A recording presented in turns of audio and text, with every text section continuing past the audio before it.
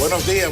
Viernes 1 de julio. Es viernes de combustible, como diría Nelson Rodríguez. Pero para hoy realmente no se espera cambio hoy no hay con subida. relación a los precios.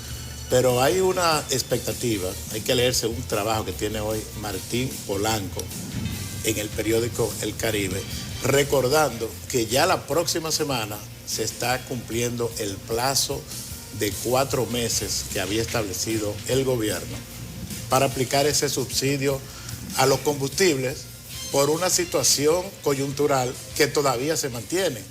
Es decir, que el gobierno va a tener que tomar una decisión con relación a este tema. La situación se mantiene y se supone que ya se cumple el plazo. Ya la próxima semana se cumple el plazo que se había establecido para pagar este subsidio que ha evitado un aumento muy significativo en los precios de todos los combustibles. Ayer el Banco Central anunció otro aumento a la tasa de interés, a su política monetaria. Es una tendencia de los bancos centrales, lo estamos viendo en todo el mundo, en gran parte del mundo es una tendencia con la intención de revertir un poco el proceso inflacionario que se está viviendo en el mundo entero.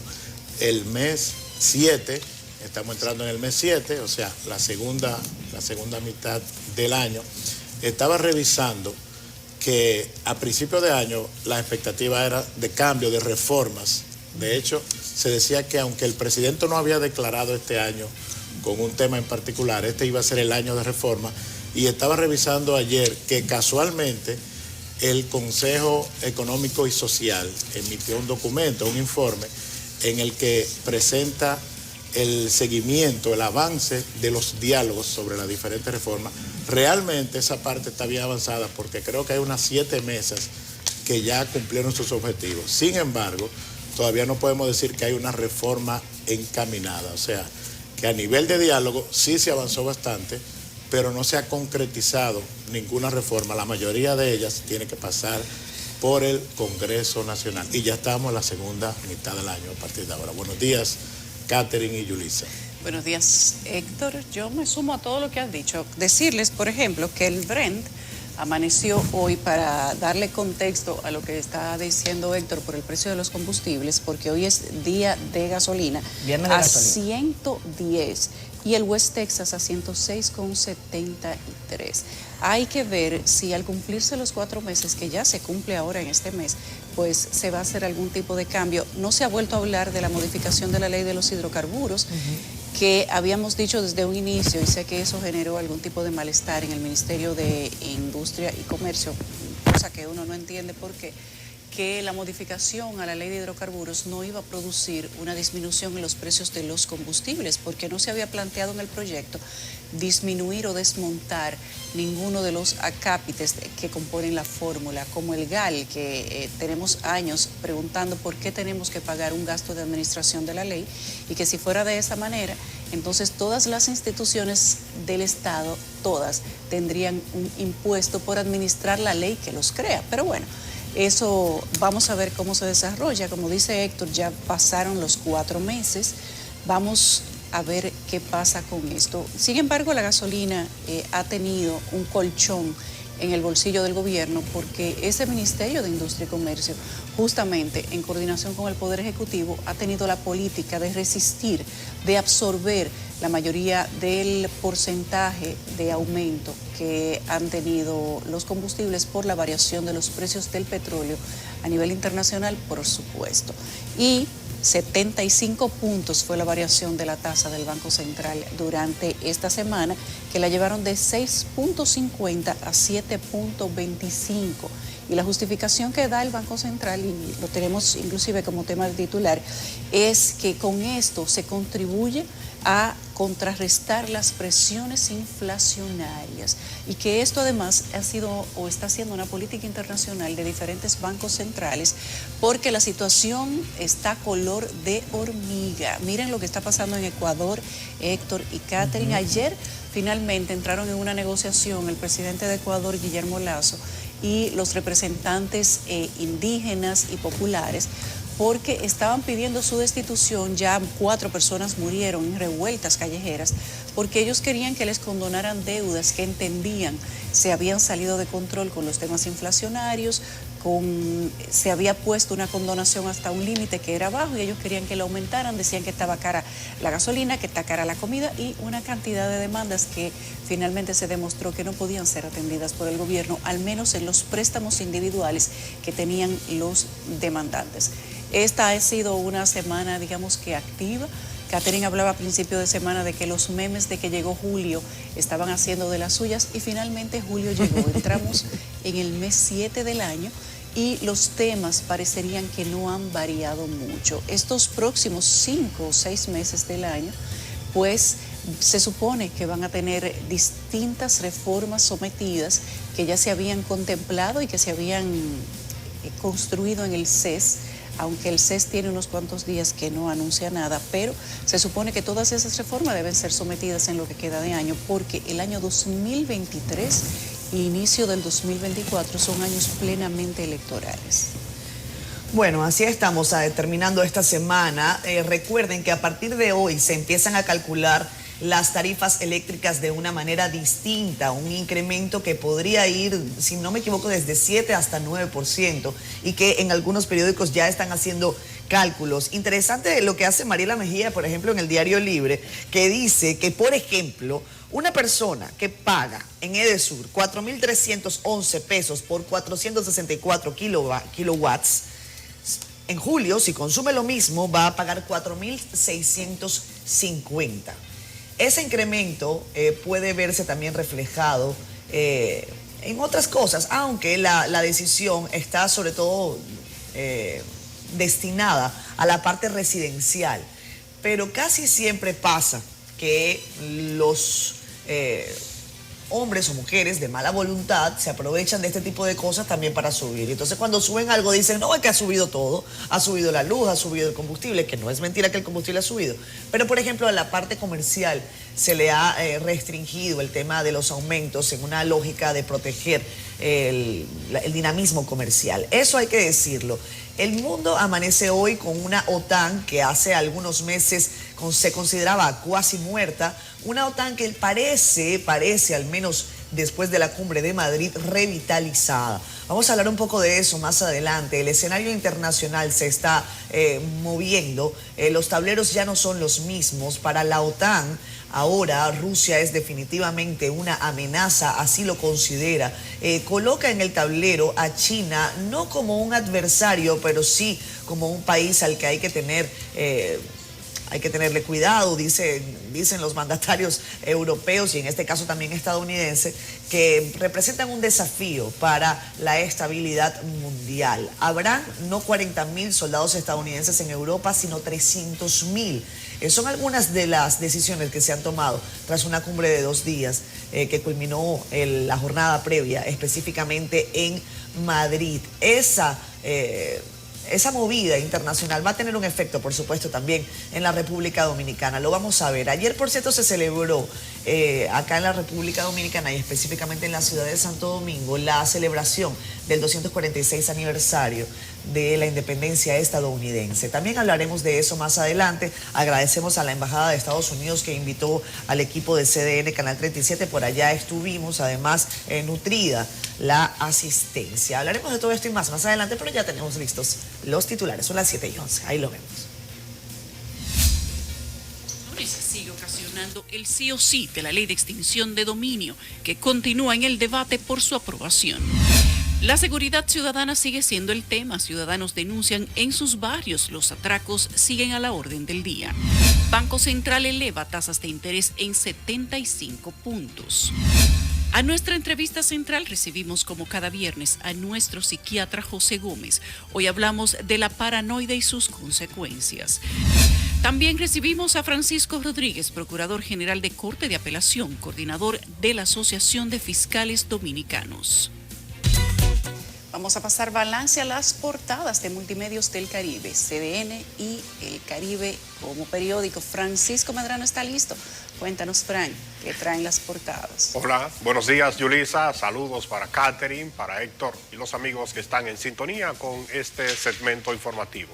Hoy es 1 del mes de julio. Vamos rápidamente a presentar la portada del periódico de nuestra casa en este viernes, El Caribe, con noticias de la CAS. Y es que el 90% de las aguas residuales van a los ríos y al subsuelo sin tratamiento. La planta de la Sursa opera solo un 10% de su capacidad, mientras el organismo dice sale más caro procesar el agua residual que el agua potable. Ahora pasamos a Santiago, que tiene pocas señales viales. El centro de la ciudad no cuenta con letreros que indiquen el nombre de la vía que se transita. En temas económicos, la tasa de política monetaria aumenta 75 puntos básicos. El Banco Central dice que la decisión de pasar de 6.50% a 7.25% se basa en una evaluación exhaustiva del comportamiento reciente de la economía mundial. Y cerramos las principales del periódico El Caribe con el reconocimiento a 145 maestros. El presidente Luis Abinader entregó un reconocimiento al maestro Pablo María Hernández Disla por su labor de casi 70 años en favor de la educación.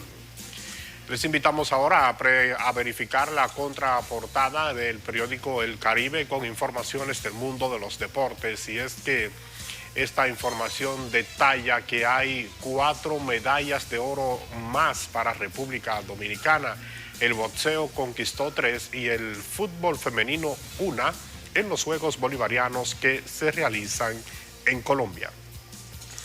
Vamos ahora a acceder a nuestro portal digital www.cdn.com.do. Aquí usted puede conocer de otras informaciones de carácter local e internacional, como esta sobre un macabro suceso, y es que un hijo y un empleado de una pareja de esposos que fue asesinada a tiros en una cabaña turística estarían implicados en este sangriento hecho.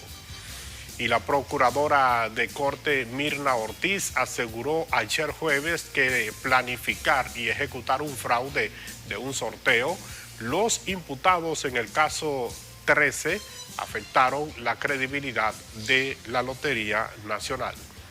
Y cerramos las principales de CDN Digital con noticias del boricua Farruko, quien dijo que sintió asco de cantar reggaetón. Se recuerda que el exponente urbano ahora canta música cristiana. Pues así andan las principales informaciones en nuestro portal digital de cdn.com.do. Y también les invitamos para que adquieran la edición impresa del Caribe. Yulisa, es todo, retorno contigo. Gracias, Frank. Que tengas buen día y buen fin de semana. Bye. Ayer llovió para los que pedían agua para que se refrescara el ambiente. No, para los que dijeron que iba a llover a partir del sábado. Y nosotros esperando la lluvia el sábado. Fue sorpresiva realmente. Fue sorpresiva el aguacerazo que cayó ayer en gran parte de aquí de la ciudad. Vamos a ver el informe para hoy viernes y para el fin de semana con Jim Suriel. Muchísimas gracias, muy buenos días. En las condiciones del tiempo tendremos en el territorio nacional durante las próximas 24 horas la continuación de las lluvias. De hecho, ya han empezado a ocurrir en las últimas 24 horas, producto de toda esta nubosidad que está acompañando la tormenta tropical Bonnie que se desplaza hacia Centroamérica. Hoy estará haciendo contacto este sistema atmosférico en Nicaragua y se aleja cada vez más del territorio dominicano. Todavía quedarán algunos remanentes nubosos en el Mar Caribe que llegarán para incidir con algunas precipitaciones en el transcurso de las próximas 24 horas. Igualmente una vaguada estará aportando alguna nubosidad y los vientos que llegarán desde el Atlántico hasta el país aportarán igualmente estas precipitaciones, principalmente esta tarde y esta noche. Pero mucha atención porque este fin de semana será muy lluvioso en todo el territorio nacional. Esto se deberá a la cercanía de la onda tropical número 13 que sigue desplazándose hacia nuestra región. para mañana en la tarde y en la noche empezarán a registrarse aguaceros hacia el este del país. Estará lloviendo de manera significativa en Puerto Rico y será el domingo cuando el sistema se encuentre sobre el territorio dominicano y así esté provocando nubosidad abundante y también lluvias en gran parte del territorio nacional. Los modelos de pronóstico prevén para la próxima semana también la continuación de las precipitaciones en gran parte de nuestro país. Estas han sido las informaciones del tiempo. Ya lo vieron, mucha lluvia. Gracias, Jim. Bueno, y queremos saludar a la audiencia de Facebook Live, como siempre a esta hora para el equipo de Despierta con CDN. Es interesante saber cuáles son sus ideas para esta jornada y sobre todo para el fin de semana. Temprano nos escribe Dilenia Liriano, dice, atención Este, en Buenavista Primera de Villa Mella, cuando no es una avería por la ampliación del metro, estamos cansados, no podemos descansar con los apagones en las noches hasta el otro día. Repito, eso es en Buenavista Primera de Villa Mella. Atención a la gente de Este. Raven Cosme dice, a las autoridades, los santiagueros estamos agradecidos de los trabajos para el monorriel y otros, pero necesitamos más organización y la DGCET viabilizando el tránsito. Gracias, Rey, un abrazo. Delio Samuel Marmolejos Frica está con nosotros también, nos saluda a los tres. Carlos García reporta sintonía desde Casavito, Constanza, como siempre, un abrazo para ti. Dice que que el clima está muy frío, que parece invierno. Ay, ojalá, Carlos, estuviésemos un poquito de eso como para acá abajo, porque aquí llovió muchísimo ayer. Refrescó, la verdad es que refrescó la noche. Sí. Pero vamos a ver cómo amanece hoy. Veremos. Nancy de León te manda saludos, Héctor. Dice, hola, Héctor, en mayúscula sostenida. ¿Ah? Eso es como gritando. Eso es como, como alegre. Como efusivo. Alegre, efusivo. Hola, Nancy. Giovanni Collado está con nosotros también. A ver. Bueno, él dice que ni Luis, ni Lionel, ni Danilo, ni Miguel, que a ninguno lo quieren como presidente. Bueno, y lanza el tuyo, pues. Giovanni, dale. A ver. Dice Frank Manuel Valdés, buenos días y bendiciones. Y también Isabel Fernández, feliz viernes, nos desea. Miren, antes de irnos a la pausa, compañeros, yo quería comentar una entrevista que le hicieron al Papa Francisco. Esa entrevista vale la pena que la vean. Es una entrevista extensa que publica la agencia argentina de noticias Telam. Y digo que es bueno verla en su totalidad porque, bueno, el Papa Francisco tiene sus achaques y aunque quizás no es mi Papa predilecto o favorito, desde el punto de vista de alguien que, bueno, yo sigo la religión católica, no de manera militante, pero por lo general la sigo. Y he visto en el Papa Francisco, yo no voy a decir un viraje, pero hay conceptos interesantes en lo que él está manejando. Miren cosas como las que dice el Papa Francisco. Se despachó hablando de populismo y popularismo. Es un concepto que vale la pena que se revise, pero como un mensaje para el fin de semana, él está, por cierto, criticando a Naciones Unidas. Dice que aunque hay mucha gente buena, no sirven para parar una guerra, entre otras cosas. Dice que la crisis mundial debería tener como ingrediente que o salimos todos o no sale ninguno. Yo no tengo esa perspectiva del Papa, pero bueno, habla de los jóvenes y dice lo siguiente, miren. Dice, para entender a un país, a una cultura y a la propia iglesia, entre otros mecanismos, el Papa dice lo siguiente, que la realidad es superior a la idea. Dice, o sea, cuando te vas por los idealismos, perdiste. La realidad es superior a la idea. Dice, el todo es superior a la parte. Es decir, que hay que buscar siempre la unidad del todo. Otro concepto que está aplicando el Papa Francisco dice, la unidad es superior al conflicto. O sea, cuando privilegias los conflictos, dañas la unidad. Y por último, pero no menos importante, dice, el tiempo es superior al espacio. Está lúcido el Papa. Yo creo que el Papa está lúcido. Es una entrevista que vale la pena Él había dicho, que veamos. Había dicho de cómo se había impulsado la guerra desde los imperios y cómo pretendían beneficiarse de haber puesto un fuerte a crucificar un inocente. Está bien interesante lo que ha dicho el Papa en las últimas 2 semanas. Muy interesante. Le dice, ante la pregunta que le hicieron a Bergoglio, al Papa, dice, de cómo miraría Bergoglio al Papa, o sea, él, su figura, dice, no sé cómo lo miraría, yo creo en el fondo diría, pobre tipo. O sea, que si él no fuera papa y viera al papa, diría, cóchale, pobre tipo. Como que hay que cogerle pena. Dice, bueno, pero no es tan trágico ser papa, comenta Francisco. Dice, uno puede ser un buen pastor. Humor argentino. Humor argentino. Miren, vamos a ver a continuación Periodista por un Minuto. Esta sección que tenemos para ustedes, para que nos acompañen con sus denuncias y las visibilicemos en este espacio. Esto nos llega desde Las Matas de Farfán. Piden asfaltado de las calles del barrio Villa Esperanza. Comenta que están intransitables y que dan acceso a la escuela Sergia María Mateo Moreta. Atención, Ministerio de Obras Públicas. Vean. El alcalde José de la Cruz, que tienen que intervenir, tiene que buscar la manera por vía del Ministerio de Obras Públicas para que esta calle pueda ser arreglada. Ya el pueblo no aguanta. Villa Esperanza no aguanta más atropello. Ya esto, los niños aquí en Villa Esperanza, al transitar por acá para ir a la escuela Sergia María Mateo, que está en peor condición que esta, y a esta altura aún esta calle no han podido resolverlo. Por lo que necesitamos la colaboración del síndico, necesitamos por igual aquí en Villa Esperanza que esta calle sea resuelta, por favor. Ya no aguantamos más, principalmente, como te decía anterior, principalmente ya Villa Esperanza no aguanta la construcción, el estado de esta calle, el abandono que tenemos. No aguantamos más.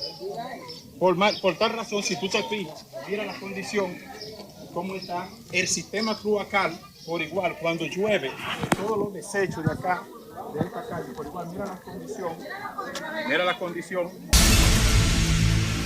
Son las 7:28 en la mañana. Qué bueno que ustedes están con nosotros y ojalá que este viernes sea relax. Donde no ha sido relax es en el interior del país y por eso le pasamos balance a las principales informaciones. Un hijo y un empleado de una pareja de esposos que fue asesinada a tiros en una cabaña turística el pasado mes de marzo en el municipio de Nagua estarían implicados en el sangriento hecho. Nelvin Alsequie, quien es hijo de Santo Alsequie, es señalado como el autor intelectual y que habría pagado 400,000 pesos por la muerte de su padre y la esposa de este, identificada como Miriam Altagracia Grullón Liz. Este jueves fueron presentados ante un tribunal para el conocimiento de medidas de coerción el empleado de la pareja, quien no ha sido identificado, y Nelvin Alsequie, pero la audiencia fue aplazada para la próxima semana.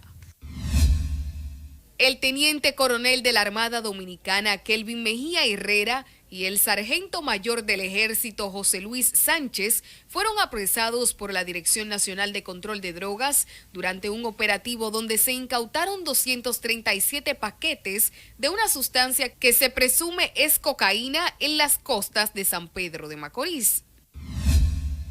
La Dirección Regional Cibao Central de la Policía incautó un fusil, 2 pistolas y apresó a varias personas como resultado de las labores antidelictivas realizadas en diferentes sectores de Santiago y en el municipio de Sabana Iglesia. En Santiago, los comunitarios de la finca de Aciba reclaman de las autoridades municipales la reparación de sus principales calles y caminos vecinales que, según denuncian, están en condiciones intransitables.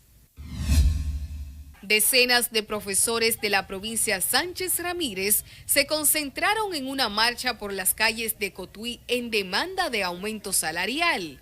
Los manifestantes aprovecharon la conmemoración del Día del Maestro para protestar, ocasionando largos tapones en las principales vías de Cotuí. 2 personas resultaron heridas durante un choque entre 3 carros y un autobús en el kilómetro 74 de la autopista Duarte en el tramo carretero Bonao-Piedra Blanca. Los heridos fueron trasladados al Hospital Pedro Emilio de Marchena en Bonao. Lisa Gil, CDN.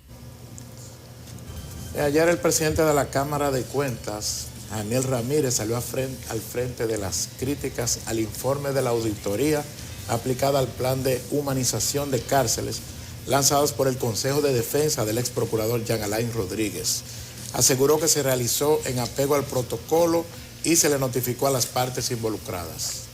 La ley establece que le demos un plazo de 10 días hábiles para que ellos puedan hacer sus reparos. Eso transcurrió, los reparos se recibieron de los dos actores, o sea, de la gestión del momento que se auditó y de la gestión de ahora. Nosotros exactamente duramos entre 7 y 8 días revisando toda la documentación. Si se fijan, el informe provisional tuvo algunas variaciones. Por ejemplo, el primer punto era que habían informaciones que no se nos habían suministrado y por ende no podíamos emitir ningún tipo de opinión al respecto. Ambos actores nos remitieron informaciones, por eso ese punto cambia. Luego que recibimos eso, verificamos la documentación a ver si aparecía algún hallazgo. Dijo que el organismo fiscalizador que representa cumplió una vez más con la ley y que las irregularidades detectadas fueron remitidas a las instituciones competentes. Bueno, más allá de lo que digan los abogados por una parte, por otra, yo creo que vale la pena que se vea esto también desde la perspectiva de lo que pudo haber sido ese Plan Nacional de Humanización Penitenciaria. Y yo digo lo que pudo haber sido porque basta con ver lo que pasa con la cárcel de La Victoria. Y yo creo que ahí hay responsabilidad de las dos administraciones, de los anteriores porque no quedó claro y ahí está ese informe de la Cámara de Cuentas que detalla una serie de elementos que vale la pena que se cuestionen y que sean respondidos, porque estamos hablando del dinero público, el dinero suyo, de Yulisa, de Héctor, mío. Entonces, claro, ahí vale la pena volver a pensar cuál es la realidad de las cárceles en la República Dominicana. Hace algunas semanas nosotros presentamos acá una entrevista con el presidente de la Comisión Nacional de Derechos Humanos, Manuel María Mercedes, también con los representantes de la Defensa Pública. En ese momento él lamentó que la Procuraduría decidiera mantener cerrada la cárcel de la Nueva Victoria y lo está diciendo de nuevo porque parece que eso no cambia. Independientemente de las auditorías, independientemente de lo que se diga, se ha insistido en que eso debe quedarse como prueba del delito. Así lo entiende el Ministerio Público. Por lo tanto, ahí no se mueve nadie. Mientras tanto, los presos pudriéndose en la cárcel de la Victoria, para bien o para mal, como quiera que usted lo mire. Escuchemos lo que dice Manuel María Mercedes. Porque real y efectivamente los palchos que vienen haciéndose desde la Procuraduría, desde el sistema penitenciario, no resuelven en nada la grave crisis por la que hoy atraviesan 28.000 privados de libertad y más de 400.000 familias que se ven envueltas este día a día porque al final ellos van donde están sus parientes. Bueno, vean esa cifra. A veces los números son fríos, pero denle dimensión. 28.000 personas privadas de libertad en condiciones realmente dramáticas. 28.000 personas que terminan por impactar. Imaginen que la familia, por muy pequeña que sea, son 4. Sumen y resten. Eso se constituye en un daño permanente para la sociedad. Y yo no sé cuál va a ser la acción de la Procuraduría y si se van a poner de acuerdo o no. Ayer estuve conversando con Roberto Hernández, director de prisiones, y le decía, Roberto, ha pasado un año, por ejemplo, desde que nosotros fuimos a Higüey, a la carcelita de allá, de la carcelita del diablo, como le llaman, la preventiva de Higüey, y eso sigue exactamente igual. Parece que lo único que hicieron fue que cambiaron al director y al parecer es un poquito menos malo, pero las condiciones siguen siendo terribles, ¿eh? Entonces, yo no sé si vamos a tener una luz en el camino con respecto a esto, mientras se dilucida qué fue lo que pasó con la Nueva Victoria. Y mientras todo eso pasa, la situación sigue siendo la misma, no solamente en Higüey, Catherine, sigue siendo la misma en prácticamente todas las cárceles del país. Y lo de La Victoria no es nada distinto. Todavía no se conoce el informe final de los hallazgos de aquel allanamiento que se hizo en La Victoria tras darse una muerte ahí dentro, tras encontrar unas conexiones de Wi-Fi que tenían 7 kilómetros y tras presentar ante las cámaras que lo que funciona dentro de La Victoria es un barrio administrado por las mismas personas que manejan la cárcel. Y es una evidencia permanente de que no hay intención ni voluntad de cambiar ese sistema. La denuncia que hizo Roberto Santana no se le ha dado ningún tipo de importancia. La respuesta del Ministerio Público fue que si él tiene información que ponga una querella. Imagínese usted, si de esa manera se puede avanzar en un sistema que pide a gritos que les resarzan todo lo que se ha invertido supuestamente para mejorarlo. Ese edificio de Las Parras está ahí cogiendo moho, dañándose la pintura, dañándose los equipos que, por cierto, han encontrado la Cámara de Cuentas que por el tiempo que tienen ahí sin instalar, pues se ha perdido la garantía. Pero después de que se hizo ese hallazgo ha pasado 1 año y medio. Y en ese año y medio tampoco se ha hecho nada. En ese año y medio esos equipos siguen ahí dañándose y el edificio sigue poniéndose viejo. Claro. Entonces, ¿cómo podemos decir que queremos mejorar las cosas si estamos haciendo exactamente lo mismo? Ya se hizo la auditoría que quería hacer la Cámara de Cuentas y que necesitaba el Ministerio Público para utilizar como base o darle fortaleza al expediente en contra de Jean Alain Rodríguez. Pero ya se hizo. Se supone Hagan que ya algo deberían con las arrancar. Parras, Exacto. Refórmenla, demuélanla, como dijo la magistrada Reynoso hace un tiempo. Píntenla, termínenla, desbarátenla, metan preso a los constructores o descarguen hagan lo que ustedes quieran, pero hagan algo. Sí. No puede ser que una inversión de este tamaño simplemente se mantenga ahí como un elefante blanco para estrujárselo en la cara a una gente que ya está presa y que ya tiene un expediente hecho. Es que eso yo ante la presencia y que ya se Dios. emitió una auditoría. Claro. Ya auditaron Las Parras. Go ahead, señores, vamos arriba. Claro. ¿Qué se va a hacer ahora con Las Parras después de que se le hizo una evaluación y se determinó que eso fue un desastre? Perfecto, fue un desastre, pero está construida. Yo esperaba por lo menos al día siguiente una respuesta de la Procuraduría. Ya está la auditoría, pues entonces, bueno, este es el plan para empezar a movilizar a los presos. ¿Cuál es el objetivo de tener esa auditoría? Entiendo que hacerlo soporte de una denuncia penal, pero también hacer que las cosas cambien. No nos vamos a quedar la vida entera denunciando y a las autoridades no les luce denunciar. Las autoridades tienen que accionar. Entonces, queremos que las cosas cambien en el sistema penitenciario. ¿Por qué no empezamos con la victoria? ¿Por qué no se le ha dado curso a la denuncia de Roberto Santana? ¿Por qué no se ha continuado la adecuación de Las Parras después de la auditoría? Por cierto, lo que salió fue el informe y la resolución, pero el levantamiento técnico se terminó hace meses. Porque entre el levantamiento técnico y la emisión del informe la elaboración pasa un del tiempo. informe, claro. Ojo, pero mientras tanto, todo el mundo sabe que Jean Alain está preso. Aquí no hay un juez que le dé libertad a Jean Alain para decirle lo que nosotros pensamos. Y esa cárcel que fue construida durante la gestión de Jean Alain Rodríguez como Procurador General de la República, todavía está manejándose como un edificio abandonado. Nosotros tenemos una historia que abarca lo que justamente hemos dicho, que no está habilitada y que es vigilada por militares. Nuestra compañera Leticia Díaz estuvo por allá y nos cuenta algunos detalles de lo que encontró.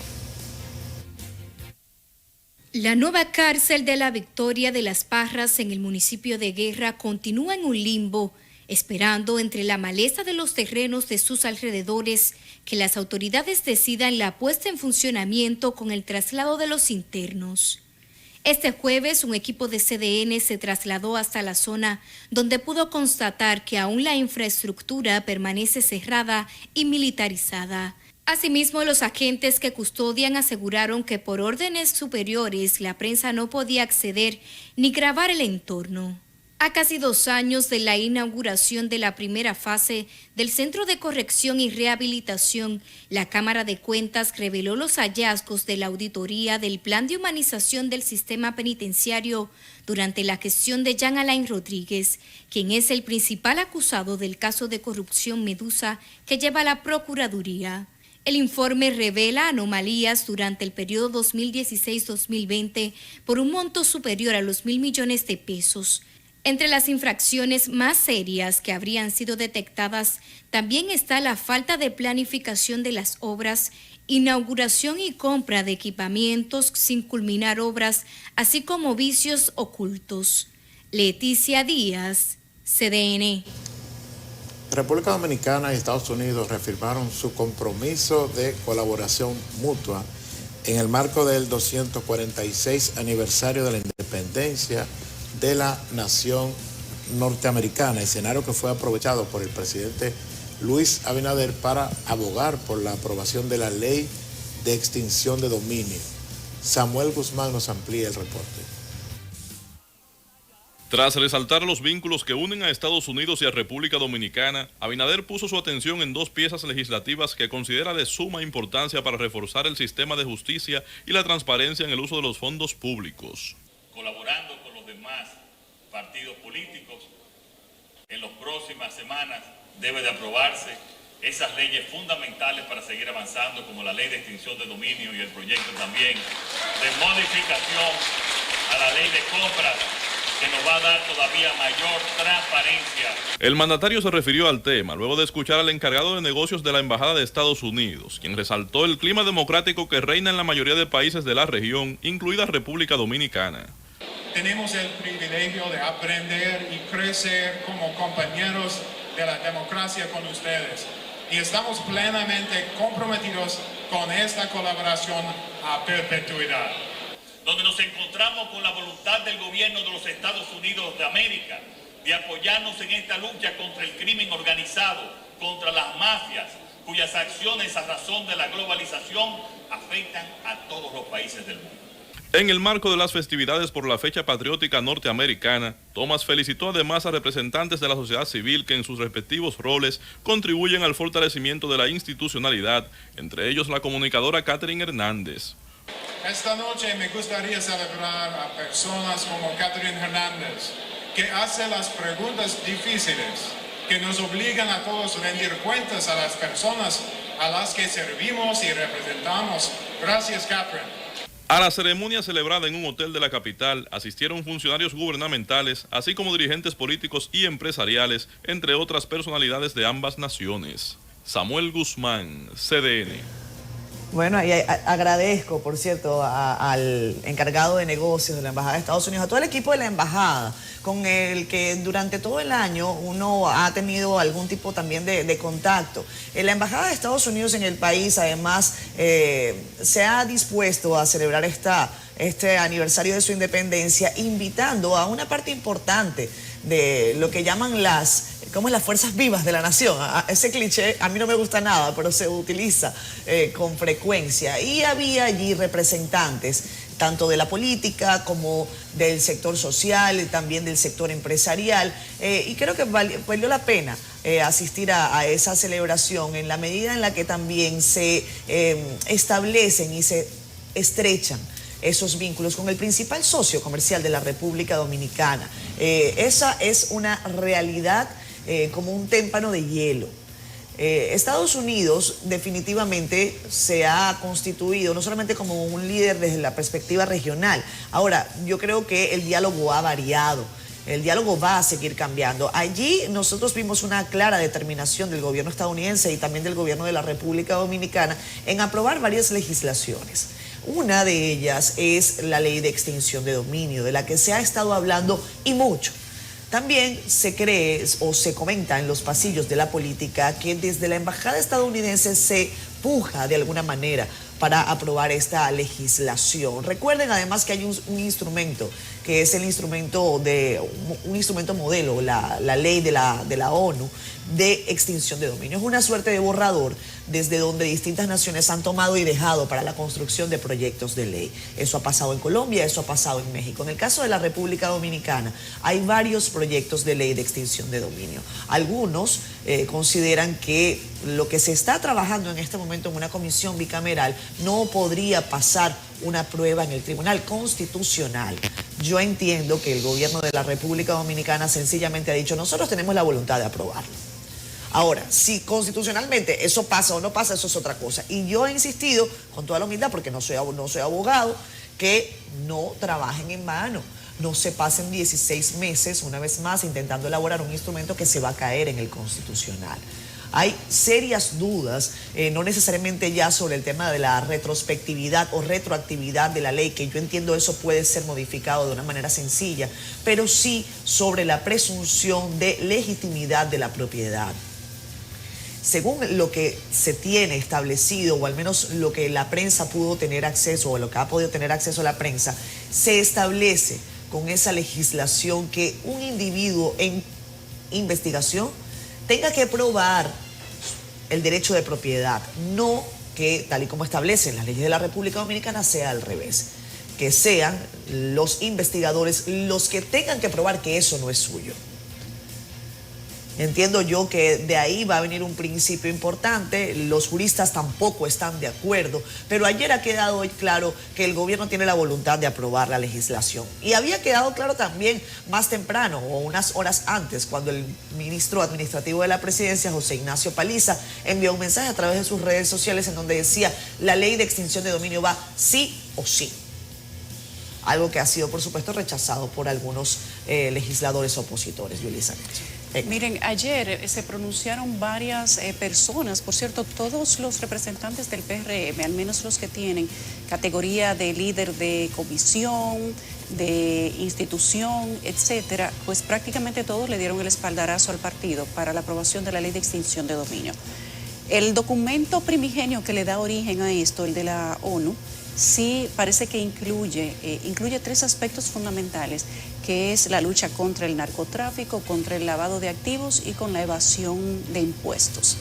Y esto incluye pues una parte que hay que conversarla, que es el tema de la evasión de impuestos, porque a esto hay que darle, digamos que un contexto que no permita que se malinterprete, que se tome por una punta y se trate con esto entonces de vulnerar derechos. Y ahí es donde está la preocupación prácticamente de todos, porque creo que todos estamos de acuerdo, somos cónsonos en la parte de que si se llevan un narcotraficante desde República Dominicana, confeso, atrapado, infragante, etcétera, claro, lo enjuician y lo condenan, no puede venir después como un santo a República Dominicana a recuperar todo lo que tenía, porque entonces ¿de qué vale la lucha contra el narcotráfico en nuestro país? Lo mismo contra el tema del lavado de activos. ¿De qué vale luchar en contra del lavado de activos de origen ilícito, como delito precedente, cuando usted extradita a una persona y luego viene a República Dominicana y recupera todo lo que consiguió a través de ese dinero ilícito? Eso hay que atacarlo. Pero en el tema de la evasión o elusión fiscal, ahí tenemos que tener cuidado. Eso hay que aclararlo un poco más y hay que ponerse de acuerdo. Siempre es importante tener un ordenamiento jurídico que sea respetuoso, que sea garante y que además tenga el favor y el apoyo de la mayor parte de la sociedad. Ayer vi que la Asociación de Bancos emitió un comunicado. Lo resumí para leerles a ustedes algunas partes que entiendo que son neurálgicas de lo que dice. Y hay que saber leer, interpretar lo que dice la Asociación de Bancos. Ellos dicen que pese a mostrar su total apoyo a la promulgación de la ordenanza, ellos, a través de este comunicado, presentan algunas observaciones. Ellos apoyan la aprobación de la ley, pero con ciertas observaciones, o sea, le ponen un pero.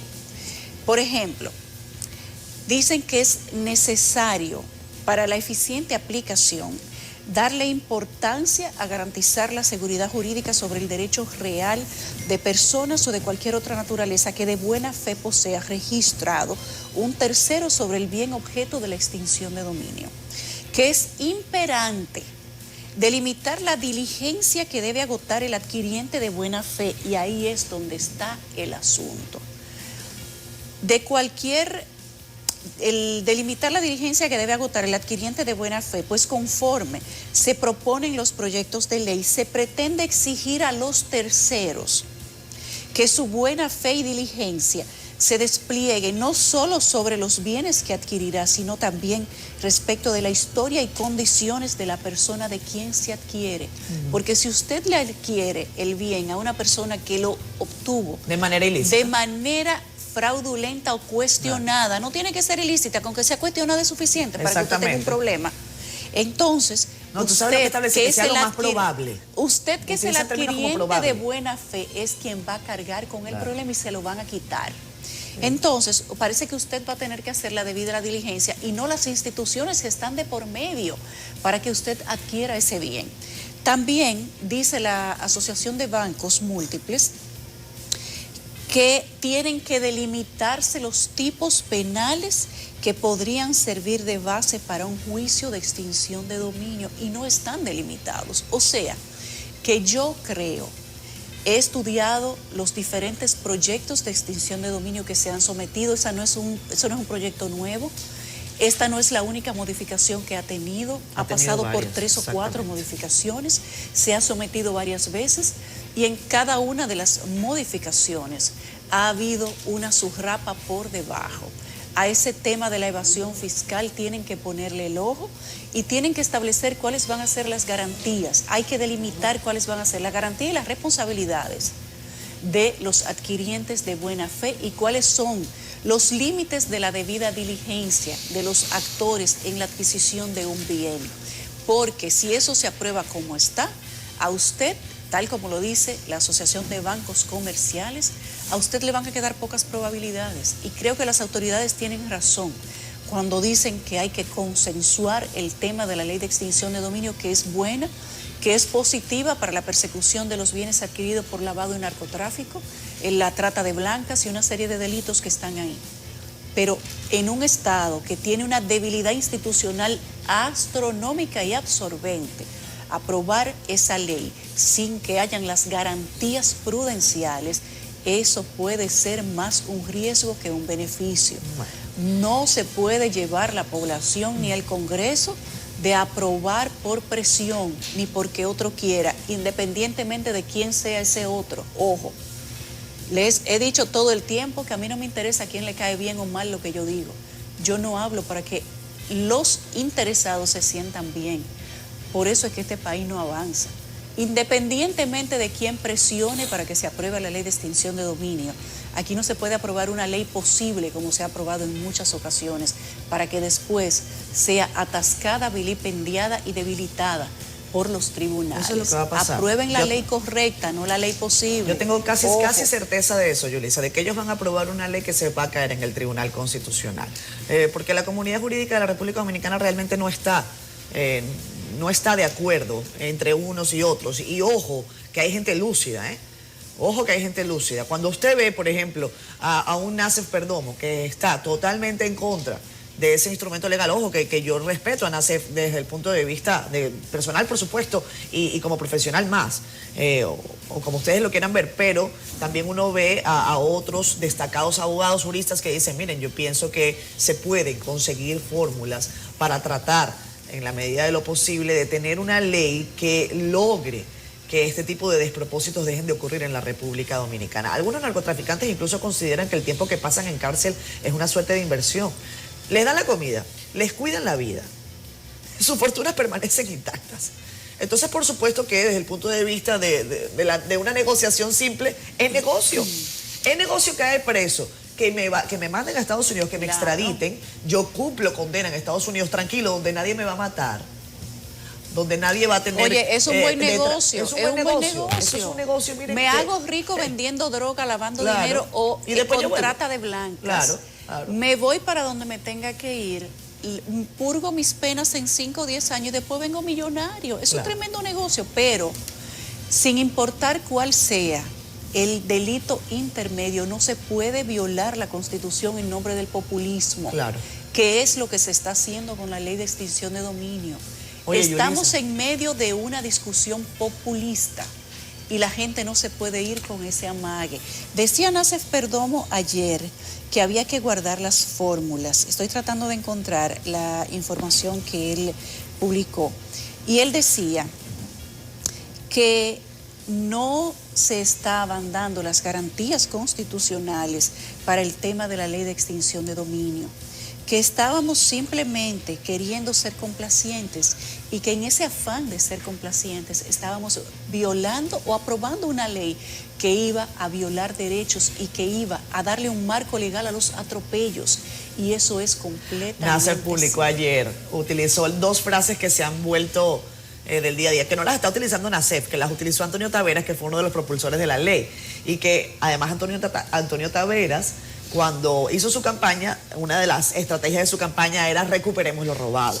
Entonces el tema de la propuesta de la ley de extinción de dominio por él tiene esa carga, ¿no? Tiene la carga de que él lo prometió en campaña. Y Antonio Taveras ayer publicó en sus redes sociales. Recogiendo firmas. Exactamente. Sí, tiene 2 frases concatenadas. Recuperemos lo robado, sí o sí.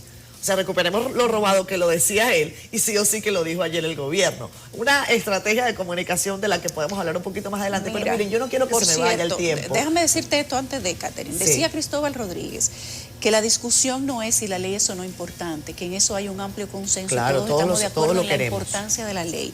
Que el tema es que la ley, por muy importante que sea, tiene que producirse en el marco de lo constitucionalmente permitido, y la versión actual de la ley de extinción de dominio no lo es.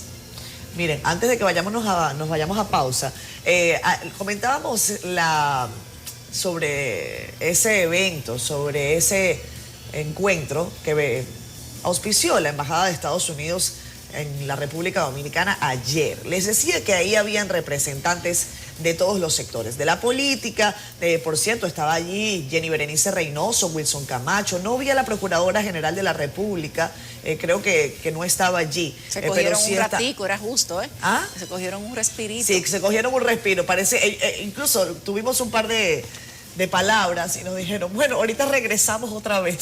Salimos de acá directo otra vez para la Procuraduría, tanto Jenny Berenice Reynoso como Wilson Camacho. Ahí estaba el expresidente de la República, Leonel Fernández.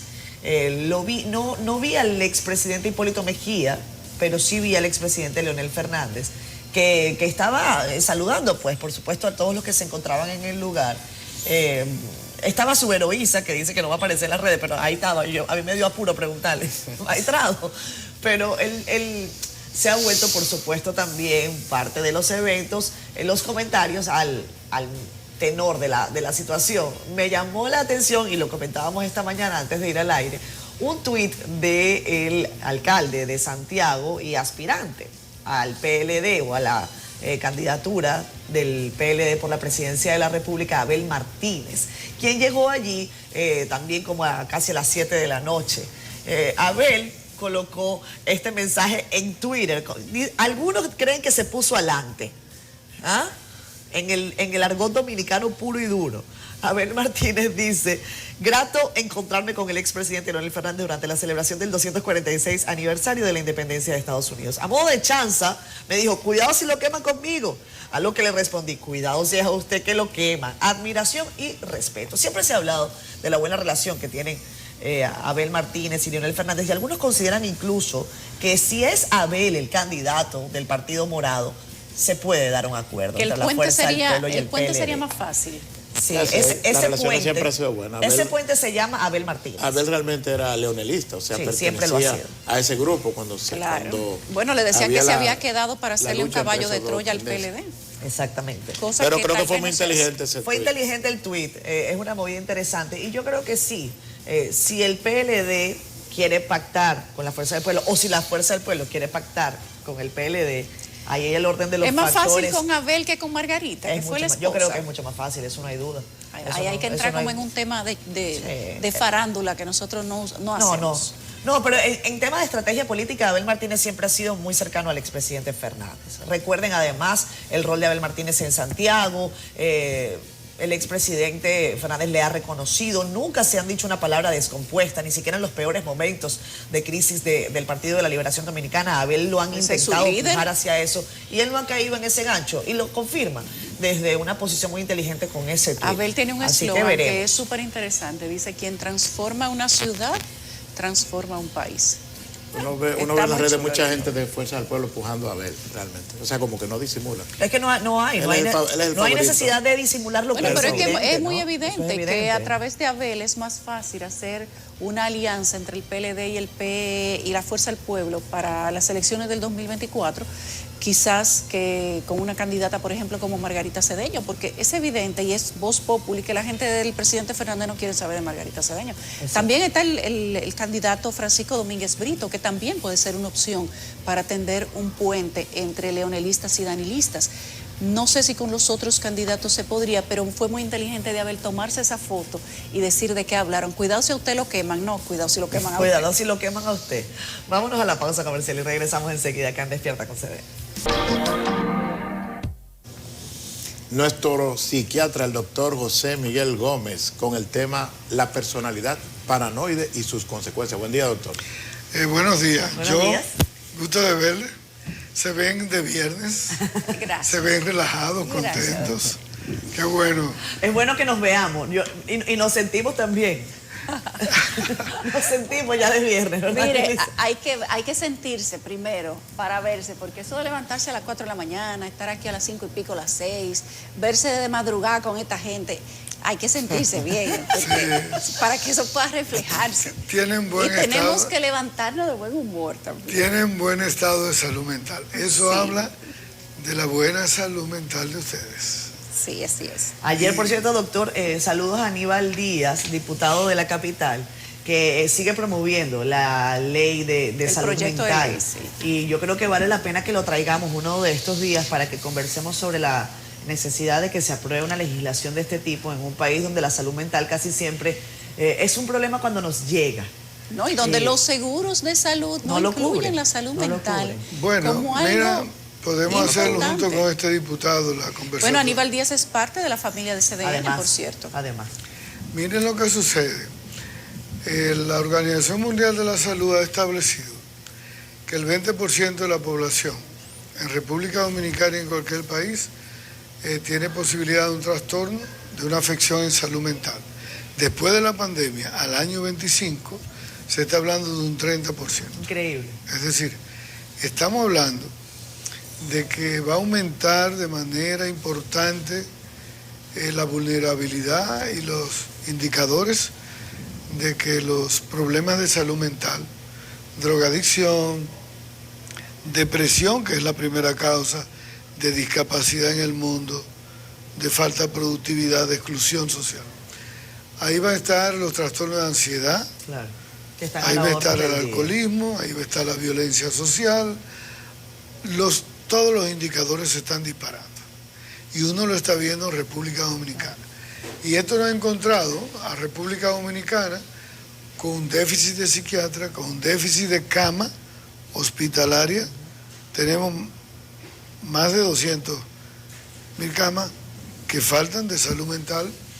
Tenemos provincias que no tienen las personas acceso a un trabajador de la salud mental, psiquiatra o un psicólogo. Entonces, con esas tasas que están aumentando y con una ley que excluye a los enfermos mentales, a los medicamentos que utilizan, que son caros, Claro. y una población que económicamente todos los días está descendiendo, entonces yo creo que la salud mental está en SOS y el gobierno va a tener que darle una prioridad urgente a la salud mental. Sí, ha habido un problema también de falta de voluntad política, porque nos explicaba anoche en ese evento el diputado Aníbal Díaz, que la ley de seguridad social establece, pero como un enunciado, incluye el tema de la salud mental. Hay que pedirle que le digan que va sí o sí esa ley. No establece los procedimientos. No tiene normativa. Y entonces nunca se ha aplicado. En la práctica nunca se ha aplicado. Nunca se ha aplicado porque si tú te pones a ver, no tiene intereses de los partidos políticos y de los sectores élites o que tienen incidencia en la economía, no les interesa. Fíjate que los medicamentos de alto costo, que todavía son mucho más caros, te cubren en alguna parte y el Estado cubre esos medicamentos. No así en la salud mental. Y todavía la ARS te siguen excluyendo los medicamentos de salud mental. Los diagnósticos de los ingresos de los pacientes no los cubren. Y después que cerraron de forma irresponsable el Hospital Psiquiátrico Padre Villini, lo cerraron sin darle apertura a las unidades de intervención en crisis y a las unidades de las estancias de medio camino ni hospitales de día, que era lo que se primero debió de hacer antes que cerrar el psiquiátrico. Cerraron el psiquiátrico, y ahora una paciente pobre deambula por la calle o deambula con una enfermedad mental y no tiene cobertura en los hospitales del tercer nivel de la capital y de muchas provincias. Esa es la realidad. Eso es lo que está viviendo la gente pobre que demanda la atención en salud mental. Vamos a empezar por la personalidad paranoide y las consecuencias, doctor. Para que la gente entienda de qué estamos hablando, vamos a definir en lenguaje llano qué es una personalidad paranoide. Es interesante hablar de la personalidad paranoide, tanto de los rasgos como del trastorno. Diríamos que el trastorno es ya la disfuncionabilidad, el trastorno paranoide de personalidad. Pero cuando uno habla de una personalidad paranoide o de alguien que tiene rasgos de personalidad paranoide, estamos hablando de una persona que tiene tendencia en su comportamiento social, de forma emocional, de reaccionar de la misma manera en diferentes circunstancias, siempre tornándose suspicaz, desconfiado, inseguro, temeroso, pensando siempre que lo están engañando, pensando siempre que hay algo detrás de lo que le dicen. Porque lo están siguiendo. O que lo persiguen, o que lo quieren hacer daño, o que están planificando algo contra él. Y quiero hablar de las consecuencias porque está aumentando mucho. Por ejemplo, la celotipia. Una persona con trastorno, con rasgo paranoide de personalidad, argumenta unos celos morbosos, unos celos enfermizos. Es el que está en el restaurante con la esposa, inmediatamente llegó, daña la cena diciendo que se hizo seña con alguien. Es el que está en la casa y un carro pasó y tocó bocina y dice que hay un mensaje. Es la persona que abraza y te huele el perfume o te busca un cabello en la ropa o va donde se tira la ropa a ver qué hay y busca. Es la persona que se levanta en cuclilla a buscar el celular ajeno para buscar información. Es la persona que se te aparece en el supermercado o en el salón de belleza para llevarte un libro para ver si estaba ahí. Porque te da ese tipo de seguimiento. Eso es interesante porque hay quienes consideran que ese tipo de conductas, o más bien inconductas, se pueden identificar con etapas de la relación. Y usted nos está comentando en el día de hoy que sí, que pueden considerarse patologías o parte de una patología. Hay quien le quita incluso mérito, dice, ay, es que yo un día estaba preocupada porque esto estaba pasando y yo le quité el celular. Eso puede constituirse en parte de una personalidad paranoide. Cuando hay una recurrencia. Cuando es recurrente. Cuando hay una recurrencia, cuando hay un seguimiento, cuando esta persona te infiere conversaciones y opiniones que siempre te despierta la duda. Claro. Que siempre cree que le están mintiendo. ¿Dónde tú estabas? Y tiene que llamar y verificar a ver si tú estabas ahí. No. Te da el seguimiento, te chequea, te pone hasta un detective, te pone algo en el carro, una grabadora. Entonces, ¿de qué estamos hablando?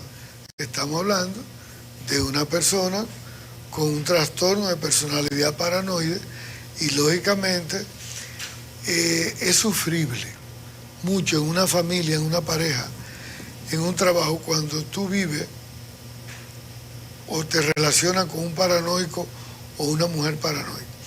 Porque lo primero es que la argumentación no convence, porque el paranoide tiene evidentemente una alteración del contenido del pensamiento. Y por más que tú quieras convencerle de transparencia, de informarle, la persona que tiene el trastorno paranoide, lo que predomina es la duda, la suspicacia, la desconfianza. Es que no cree en nada ni en nadie. Y siempre haces inferencia. lo que tú le estás diciendo, él se está imaginando que eso que tú le dices no es verdad. Y por eso el paranoico siempre vive desconfiado. Y la pareja sufre mucho, sufren los compañeros de trabajo, porque cuando desarrolla el paranoide en el trabajo, lo que comienza a argumentar siempre es que lo están hablando de él, lo chismotean, lo descalifican, cuando sale del trabajo hay reuniones en contra, le van a serruchar el palo, le van a quitar el trabajo, siempre hay una persona que elige como el blanco de hacer la relación tumultuosa o la relación enfermiza. Por eso lo puede hacer con la esposa, lo puede hacer con una suegra, lo puede hacer con una compañera o una amiga de la mujer. Y es evidentemente muy disfuncional.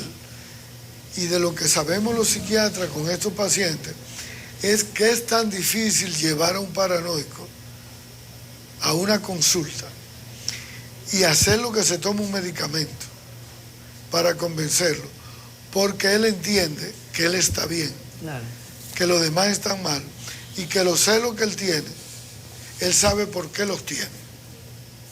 Y te racionaliza tanto la conducta que convence a cualquiera de que lo que él está diciendo es real, que solamente él lo percibe y que solamente su intuición es la que le dice que ahí no hay nada claro. Doctor, ¿eso puede ser producto de algún evento traumático? Normalmente está asociado, ya está estudiado, que los trastornos paranoicos de personalidad tienen una alteración dopaminérgica, un bloqueo de la dopamina del cerebro. Y la dopamina es que tiene que ver con delirios, con alucinaciones, con trastornos psiquiátricos. Y evidentemente la persona con rasgos paranoicos puede tener una alteración dopaminérgica, pero también puede tener, Marte, una alteración del trauma y de daños emocionales o infidelidades anteriores o maltratos anteriores, que esos eventos traumáticos se hayan quedado fijados en sus huellas somáticas de su cerebro y entonces él infiera de que todo el mundo es malo, de que todas las mujeres son infieles, de que todos los hombres son traidores y mentirosos, de que nadie es buen amigo, que la gente es traicionera. Entonces vive siempre a la defensiva, creyendo que siempre hay algo detrás y que siempre se va a planificar. Y por eso es que se angustian, se deprimen, sufren mucho. Los paranoicos sufren mucho, incluyendo que una de las consecuencias es que en determinado momento el paciente entra en una depresión, perciba que le están planificando un daño moral tan grande y piensa en suicidarse y se suicidan para no esperar ese daño moral que él infiere que le iban a hacer y que lo iban a arruinar su moral frente a la sociedad y frente a la familia. Sin que esto esté pasando, Sin o sea, que solo eso, en su cabeza. Correcto, sin O sea, que eso esté pasando en la realidad. O sea, que pasa además por un proceso de estrés, de ansiedad grande, Así importante. Es. Sufren bastante, sufren bastante. Tenemos los teléfonos para la gente que quiere comunicarse con el doctor y hacerle preguntas. Están ahí en la pantalla. 809-683-8785, 809-683-8786, 8795 y 8796 para que haga sus preguntas al psiquiatra José Miguel Gómez, nuestro invitado permanente de todos los viernes. ¿Cómo una persona identifica, doctor, si dentro de su familia, sus hijos, además quiero saber si un niño o un adolescente puede ser paranoide y cómo podemos identificarlo? Mira, cuando es un adolescente que comienza a tener conductas extrañas, como dice la familia, aislarse, apartarse, hablar un poco solo, hacer soliloquios, neologismo, cuando empieza a tener pérdida de la higiene personal, cuando de pronto comienza a decir que la comida no la come en su casa porque él notó que se la quieren envenenar muchachos de 15 y 16 años. Normalmente, nosotros averiguamos mucho el uso de sustancias psicoactivas. A veces hay marihuana, o cocaína, o cracks, o una metanfetamina. Porque en los jóvenes, el consumo recurrente de esas drogas altera la dopamina y le da un cuadro psicótico de paranoia, de temor, que tú te das cuenta que tan pronto tú le pones el medicamento y le retiras la droga, ya el evento psicótico pasa y ya le está estable y está bien. O sea, que hay que limpiarlo. Y a veces la familia no sabe que el muchacho consume. Tenemos y llamadas. cuando tú le mandas a hacer la determinación cualitativa y cualitativa de marihuana en orina, ahí sale positiva y salen las altas dosis. Tenemos una llamada, doctor. Sí, buenos días, ¿con quién hablamos? Sí, con José, por favor. Hola, José, ¿de dónde llamas? De la provincia de Santo Domingo. Adelante, José, te escucha el doctor. Sí, una pregunta para el doctor. Yo, después del COVID que comenzó en febrero del 19, me sentí muy impaciente, con mucha ansiedad. Visité a un especialista, un psicólogo, y él me recetó la Pacil 25, y yo me la tomo, pero permanezco todavía como ansioso, con mucha ansiedad. ¿Qué yo debo hacer o qué debo tomar? Mira, una pregunta interesante, José, porque la mayoría de personas, después del COVID, muchas personas quedaron afectadas con depresión, con trastorno de ansiedad, con trastorno del sueño. Fueron los 3 indicadores en salud mental que más se dispararon con el COVID, y es lo que más vemos los psiquiatras. Pero usted tiene que consultar con un psiquiatra. Los psicólogos no pueden medicar, los psicólogos hacen psicoterapia, no son médicos, no manejan los psicofármacos.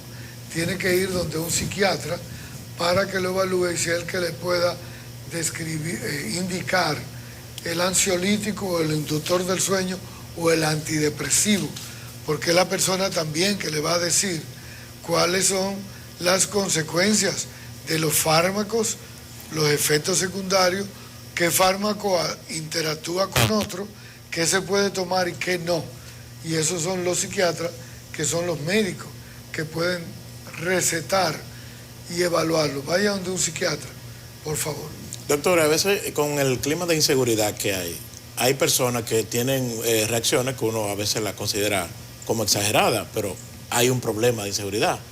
¿Podría en algunos casos caer en esa condición, motivado por el clima de inseguridad? Mira qué pregunta interesante, Marte, porque con la inseguridad ciudadana, con la vulnerabilidad y los riesgos que tienen las personas a ser víctimas de un secuestro, de un tumbe, de un robo, con armas de fuego, armas blancas, las personas en los barrios tienen lo que le llaman una paranoia social, que es un temor social, es un miedo social, que usted para entrar a un barrio se quita las prendas, las mujeres, y las guardan para evitar que una persona desaprensiva, un delincuente, entonces la gente anda insegura. Así están en Cristo Rey ahora. Y cuando ven un motor, la gente se tranca. Claro. Incluso, a mí me da pena decirlo, que yo los otros días me detuve en Gascue, donde vivo, y le pregunté a una señora, le volví del carro, dónde estaba una calle tal que estaba buscando. Y se devolvió corriendo y yo me di cuenta, oye, pero yo le voy a preguntar, es por una calle, y entró huyendo a su casa. Entonces, eso es, esa pérdida de altruismo, de solidaridad, de comunicación con el otro, se desarrolla con la paranoia social. Pero no es que la gente esté enferma, es que la gente tiene el temor por los altos índices de inseguridad, a estar siempre cuidándose, con miedo y sospechoso. Y es normal, Marta. Claro. Es normal. Interesante tema como siempre. Gracias, doctor. Vamos a una pausa. Gracias a ustedes. Feliz viernes. Gracias, doctor. Feliz fin de semana. Igual. La esperanza crece, sabe que la fuerza está en la unidad. Dominicana, dominicano, somos vencedores si me das la mano. Dominicano, dominicano, pasamos del sueño a la realidad.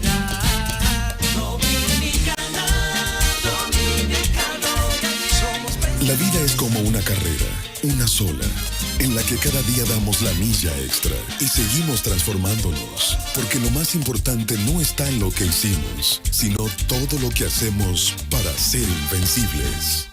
Banreservas, el banco de todos los dominicanos.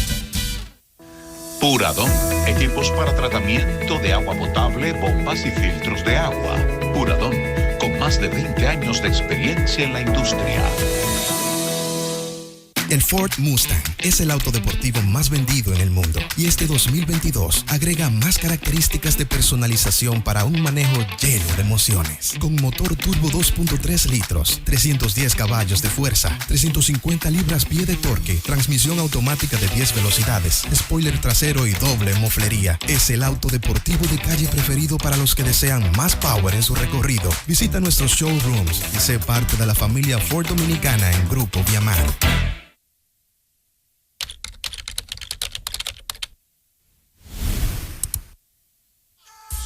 EDELIFE presenta Los Líderes, el dúo de la historia. Wisin y Yandel y su gran gira de despedida, La Última Misión World Tour. Wisin y Yandel. Sábado 9 de julio, Estadio Quisqueya. Boletas a la venta en Hueva Tickets. Wisin y Yandel. Invita CDN.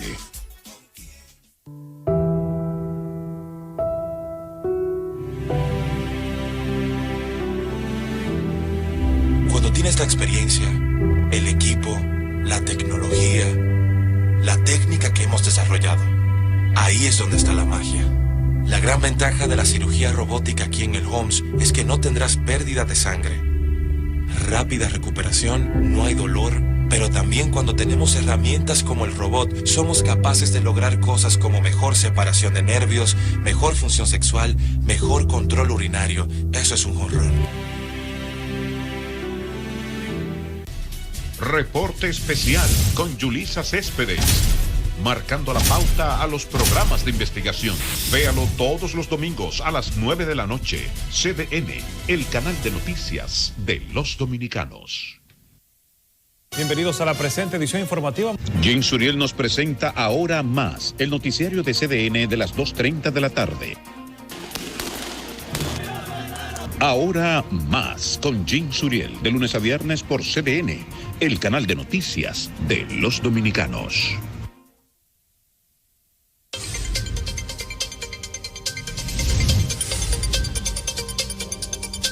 Hola, ¿qué tal? Muy buenos días, muchísimas gracias. Hoy nos hemos trasladado hasta un sector próximo a la autopista de San Isidro.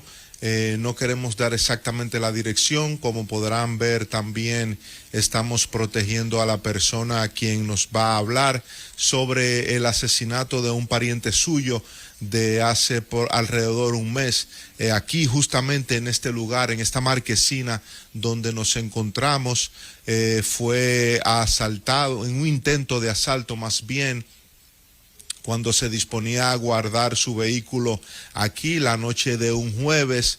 Entonces el ladrón intentó asaltarlo para despojarlo de una cadena, anillos, prendas que usaba en ese momento. Un hombre de apenas 36 años de edad, con un futuro por delante, una vida productiva, varios estudios realizados, y apenas a pocos días de celebrar su cumpleaños sin saber que esa noche le esperaba la muerte. Vamos a conversar con una pariente suyo quien nos ha hecho llegar la denuncia y la preocupación porque todavía a esta hora la Policía Nacional, las autoridades no le han dado ninguna respuesta. ¿Cuál es la situación que esperan ustedes que hagan las autoridades en este caso? Queremos que aparezca el culpable, el desaprensivo que tomó la acción en contra de nuestro pariente. Los familiares quieren justicia, quieren un culpable, quieren alguien que pague por sus hechos, porque hasta ahora no tenemos ningún tipo de información ni de que estén haciendo nada. Pero la policía ha venido aquí, ha tomado, ¿qué ha hecho? Sí, ellos vinieron, recogieron el casquillo, han recogido videos, no hemos visto ningún video hasta el momento de lo que ellos han recogido. y no tenemos ninguna información de parte de ellos sobre el caso.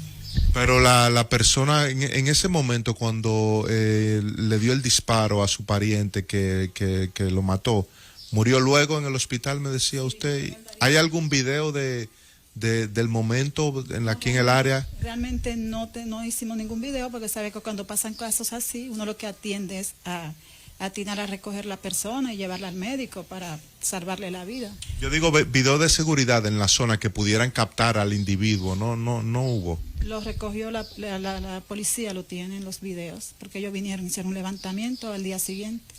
Después de eso no han vuelto más, me dice. Vinieron, han venido varias veces, 3 veces después de ahí, y no hemos tenido ninguna información de nada. Dicen que el caso está en proceso, que como puede ser un mes, que esa persona puede caer en cualquier momento, porque ellos tienen el casquillo. Es todo lo que nos han dicho. Ya, pero no le han dado alguna información de si tienen pistas del individuo. No, hasta el momento nada. Bueno, es muy lamentable la situación, parte de lo que está viviendo nuestro país en estos momentos, aun cuando las autoridades hacen todo el esfuerzo posible por enfrentar la inseguridad y la criminalidad que afectan a todos los dominicanos. El llamado es reiterar a las autoridades, a la Policía Nacional, para que al DICRIM, que es el departamento que se encarga específicamente de los crímenes, para que presten atención, aumenten los esfuerzos en este caso y puedan dar una respuesta a la familia de este hombre de apenas 36 años a quien le arrancaron la vida en ese intento de asalto que no pudo realizarse, pero que le arrebataron la vida a una vida productiva, y es lo más lamentable, una situación perturbadora, abrumadora, es la que está viviendo esta familia, de incertidumbre y también de temor, porque no saben si ese hombre pudiera tomar alguna represalia. ¿Han tenido algún temor ustedes en algún momento? Claro que tenemos temor, porque no conocemos, no hay una persona apresada, no hay un culpable pagando por los hechos, entonces está en la calle, tenemos que tener temor. Okay, muy bien. Bueno, vamos a esperar que las autoridades presten mayor atención y le puedan dar una respuesta en esta lamentable situación. Por el momento es todo. Yo vuelvo con ustedes al estudio. Aquí retomamos las entrevistas y hoy hablamos de Ministerio Público, de fiscales y de procesos internos en Fiscaldom. Hoy nos visita Francisco Rodríguez, que es Procurador General de Corte de Apelación, coordinador de la Asociación de Fiscales Dominicanos, y le acompaña nuestro querido magistrado Madera Arias. Ustedes lo conocen bien por aquello del cubo, ese es el hombre del cubo, el magistrado Madera, para el que no lo conocía. El que acuñó esta frase de que el gobierno lo cubrió. Me cubrió. Ahí. Aquí están ellos, van a hablar con nosotros justamente a propósito de la Asociación de Fiscales Dominicanos. Bienvenidos a ambos, ¿cómo están? Muchas gracias, buen día a ustedes, a toda la teleaudiencia. Aquí estamos prestos siempre a servir a la patria y a ustedes para una buena información de lo que acontece en el día a día, tanto en la Asociación de Fiscales como en el Ministerio Público Dominicano. ¿En qué proceso se encuentra en este momento la Asociación de Fiscales? Estamos a meses de hablar de concurso otra vez. Ese concurso para los movimientos y digamos que en el organigrama interno del Ministerio Público, que ha dado tanto de qué hablar en diferentes momentos. ¿Cómo están las situaciones por allá? Así es, la Asociación de Fiscales Dominicanos está celebrando su 6º aniversario de fundación. El 25 de junio de 2016, un grupo de buenos amigos, compañeros que preocupados por lo que son los derechos de los fiscales dominicanos y la misma situación interna del Ministerio Público, decidimos y optamos por crear la Asociación de Fiscales Dominicanos, la cual por sigla conocemos como Fiscaldom. En estos 6 años la asociación ha crecido de manera vertiginosa. Ya más del 60% de los miembros del Ministerio Público de la carrera son miembros asociados en Fiscaldom y seguimos creciendo cada día. Esto producto de la acción tesonera, firme y coherente en lo que es la defensa de los derechos de los fiscales que están contenidos en la ley orgánica, así como en el reglamento de la carrera. El Ministerio Público, yo siempre acuño una frase del maestro Binder, un profesor argentino. Tuvimos la suerte de que nos pudiera venir acá y darnos docencia en la escuela del Ministerio Público. Él decía que en América Latina el Ministerio Público es un ente famélico. Y siempre lo decía precisamente por las debilidades propias del Ministerio Público como institución en el continente propiamente americano. De ahí pues que se hace necesario reformar y hacer cambios internos siempre que permitan fortalecer y darle un carácter más proactivo y sobre todo más de peso específico a una institución como lo es el Ministerio Público, que se dice ser, y está en la Constitución y en la misma ley orgánica lo recoge, representante de la sociedad. Siempre hemos creído que para ser representante de la sociedad hay que estar vinculado con la sociedad. Si usted no está vinculado con la sociedad, usted no representa a nadie. Y de ahí un poco lo que es la nueva dinámica asumida por la Procuradora General de la República, doña Miriam Germán, de conectar un poquito también con la sociedad. Es una especie de gremio, doctor. Es el único que existe con esa característica. O sea, a nivel de fiscales del Ministerio Público. Fiscaldón es un gremio reciente. Anteriormente existía otro gremio, pero que obviamente la naturaleza de los gremios la determina su accionar, su forma y la coherencia con que se pueden manejar a lo interno de los demás compañeros que están llamados a servir. De aquí pues Fiscaldón ha combatido fuertemente lo que ha sido situaciones internas, de parálisis internas institucionales. Por eso exigimos de manera firme el tema de los concursos para titulares. Y logramos concursos para titulares que se dieron en una ocasión y se volvió a reeditar un nuevo llamado a concurso para titulares. Hubo sus situaciones que se presentaron, algunos compañeros no estuvieron de acuerdo, y procedieron a someter ante el Tribunal Superior Administrativo un amparo que todavía está paralizado. O sea, tenemos una parálisis interna en el Ministerio Público al momento actual. Pues no se puede convocar un concurso con esas plazas que fueron convocadas. Pero sí, al momento actual tenemos unas cuantas plazas que ya están libres o estarán libres en los próximos meses.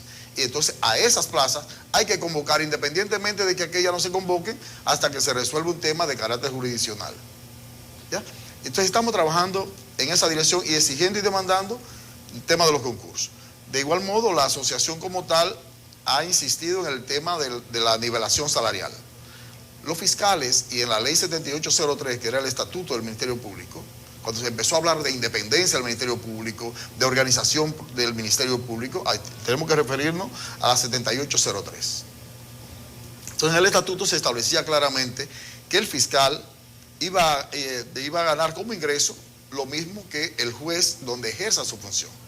De manera que un procurador de corte tendría los mismos ingresos del juez de la Corte de Apelación. Y el titular de la Corte de Apelación, pues lo mismo que el titular juez de la jurisdicción de la Corte de Apelación. Pero todo esto ha sido una quimera.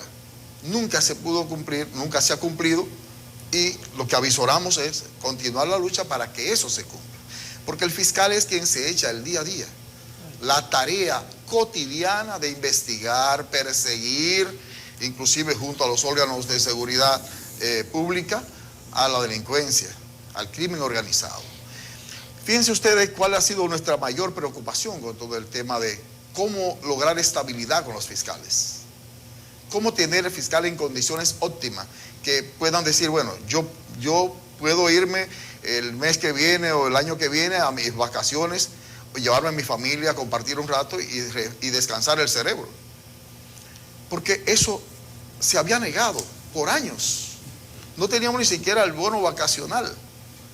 Y en la exigencia que hicimos continua nunca pudimos lograrlo, hasta ahora que insistimos y fortalecimos más y arreciamos más la lucha, pues logramos pues que el Consejo Superior del Ministerio Público, y con la venia de la Procuradora General, doña Miriam, que viene del sistema de justicia y sabe que los jueces no tienen que mendigar absolutamente nada de lo que le corresponde, entonces ella entendió y nos decía, pero ¿cómo es posible que ustedes no tengan bono vacacional, que ustedes no puedan irse de vacaciones? La misma magistrada Jenny Berenice le decía en una reunión primaria que hicimos, decía, sí, yo misma nunca he cogido vacaciones, por eso, porque ¿cómo me voy de vacaciones si no tengo dinero? Y yo le decía a la magistrada Jenny, mal hecho por usted, porque usted tiene que irse aunque sea a barrer el patio, irse al campo, porque hay que refrescar el cerebro. Señores, los fiscales estamos adoleciendo de lo que es la enfermedad del siglo, que es el estrés. Muchos compañeros, ustedes quizá, nosotros nos salimos a los medios a decir, se nos están muriendo, se están creando situaciones de salud muy difíciles. Al momento actual, inclusive, nosotros tenemos una cantidad de compañeros que están para ser jubilados por razones de salud, puestos en retiro por razones de salud. Pero la pregunta es, ¿cómo se retiran con una miseria como la que se plantea en el sistema de retiro? Estoy hablando de un fiscal que gana 108,000 pesos, que él salió de un procurador fiscal, 153, o sea, ahora mismo 170 del procurador general de Corte de Apelación, que se tenga que retirar con 41,000 pesos. Se le va, ni siquiera creo que en las consultas médicas con los especialistas, se le va a ir eso, y quizás en 2 pastillas. Si hasta el mismo seguro médico que nosotros tenemos, que no sirve para nada, no sirve para nada, absolutamente para nada, ya en 2 recetas que usted va a la farmacia, ya se le fue lo que es la parte de medicamentos. Y aún así tiene que ir como quiera, cuando va a un médico tiene que pagar por encima de lo que el seguro le paga. O sea, cosa que no ocurre, se lo digo, no ocurre en nuestros pares del sistema de justicia, que son los jueces, donde los jueces tienen seguro internacional. ¿Cuándo un fiscal va a tener un seguro internacional? Lo tienen los procuradores generales adjuntos y lo tiene el procurador general. Y lo tienen porque ellos pagan un adicional mayor que no lo podrán pagar, quizá un procurador de corte, un fiscalizador o un procurador fiscal. Entonces, son de esas cosas que nosotros hemos estado llamando la atención desde nuestro surgimiento. A ambos yo quiero preguntarles sobre una declaración reciente de la magistrada Miriam Germán, en el sentido de que a ella le preocupaba que se divulgaran y se dieran a conocer los nombres de fiscales que estarían siendo investigados desde el momento prácticamente inicial en el que ocurre esa investigación y que, bueno, de alguna manera ponen entredicho sus funciones. Sé que ella se expresó hace algunos días. ¿Cómo ha ido eso variando? Y si no creen ustedes que eso también entra en contradicción con lo que pasa con un ciudadano común. Un ciudadano común, desde el primer momento de su investigación, su nombre sale, se despacha, se pone en los medios. Con los fiscales, según la procuradora, no debe ser así, procurador. Bien, resulta que hay que respetar la dignidad de las personas. El Ministerio Público está para cuidar y proteger la dignidad y los derechos fundamentales de las personas. Eso no sucede, tal y como dice usted, con los ciudadanos ordinarios. Los ciudadanos ordinarios solamente son fuentes de noticias cuando lo matan, le agarran con droga, le violan sus derechos o hacen cualquier asunto que sean trascendentales. Pero generalmente eso no se da a menos que no sea caso de mucha relevancia y de interés de la opinión pública. Pero resulta que el día a día de los miembros del Ministerio Público es jugar con candela. El Ministerio Público trabaja aproximadamente de 5,000 a 10,000 casos todos los días. Resulta que ante esa tesitura siempre hay personas que están disgustados. Por eso, ante cualquier situación, lo lógico es, así como que se exige que se haga cualquier tipo de investigación previo para ver la veracidad, porque todo el mundo se queja de la actuación de quien lo persigue, que es el Ministerio Público, que sería en este caso el patito feo. Indiscutiblemente que hay un departamento de inspectoría que debe de investigar todo lo que se denuncia, pero no dañar la moral ni la reputación de los miembros del Ministerio Público, que realmente ahí es que está la confusión. El Ministerio Público es un órgano totalmente independiente. O sea, no es la Procuradora General de la República como se ha querido vender, no es el Ministerio Público. Ella es quien dirige el Ministerio Público. esta institución tiene un órgano de gobierno interno, que se llama el Consejo Superior del Ministerio Público, que también no hay manera de permearlo, porque es electo de manera democrática por los magistrados de carrera y todos los niveles de la carrera del Ministerio Público están representados. O sea, un fiscalizador escoge a uno de sus pares, un procurador fiscal a uno de sus pares, un procurador de corte a uno de sus pares, un procurador general adjunto a uno de sus pares, y así también la Procuradora General de la República, quien lo es de manera ex oficio, sea quien sea, ocupa la presidencia. Ahora bien, la independencia del Ministerio Público es tan sólida que está en la Constitución, porque erróneamente se ha querido vender la idea de que no es independiente. Ahí quiero decir varias cosas que, si me lo permiten. Claro. En primer lugar, el Ministerio Público actúa por principios, entre los cuales están el de indivisibilidad y el de unidad. ¿Qué significa? Que es un cuerpo único, constituido por más de 1.200 hombres y mujeres que están diseminados en todo el territorio de la República Dominicana. Cuando en Elías Piña o en Dajabón aparece un contrabando de armas de fuego, de droga, o cuando en Bánica maltratan a una mujer, o cuando en cualquier lugar más recóndito del país, de cualquier confín de la República Dominicana, un padre irresponsable no mantiene a los niños, eso del Ministerio Público. Y también cuando hay un accidente de tránsito o cualquier violación, eso del Ministerio Público, o sea que está bailando en toda la fiesta. Entonces, lo que hace uno de ellos se considera hecho por la institución, o sea, es hecho por todos. O sea, es un cuerpo único de personas que la mayoría o casi todos son honorables, que se sacrifican trabajando día y noche, haciendo allanamientos. Muchos han sido asesinados en el ejercicio de sus funciones, otros han sido víctimas de tiroteo en el ejercicio de sus funciones, pero realmente se quiere vender que no. Ahora, ¿qué es? Dice la Constitución que es un órgano del sistema de justicia. O sea, no dice, como era antes, que es dependiente del presidente de la República, no. Un órgano del sistema de justicia que tiene autonomía funcional, administrativa y presupuestaria. Quiere decir que en virtud de la Constitución de la República, el Ministerio Público es más independiente que el Tribunal Constitucional y que los demás órganos del Estado, porque la Suprema Corte de Justicia es lo único que tiene autonomía financiera, presupuestaria y funcional. Pero también mediante ley, la autonomía presupuestaria la tiene el Ministerio Público, y ahí es que está el problema, que no le entregan el dinero. Ahí es que está la independencia del Ministerio Público, porque la Procuradora de la República y 7 de sus adjuntos son designados por decreto, pero eso no significa que no sean independientes. No, todo Ministerio Público es independiente, porque desde que la nombran o lo nombran, ellos tienen que ser independientes. Serán cualquier cosa menos Ministerio Público. Por el artículo 172 de la Constitución de la República dice que, al igual como lo dice el 150 de la Constitución de los jueces, dice que le está prohibido a los miembros del Ministerio Público incursionar en actividades políticas partidistas y también optar por cualquier cargo de elección popular. Entonces, si lo hacen, violan el artículo 6 de la Constitución, que dicen que deben estar sujetos a la Constitución.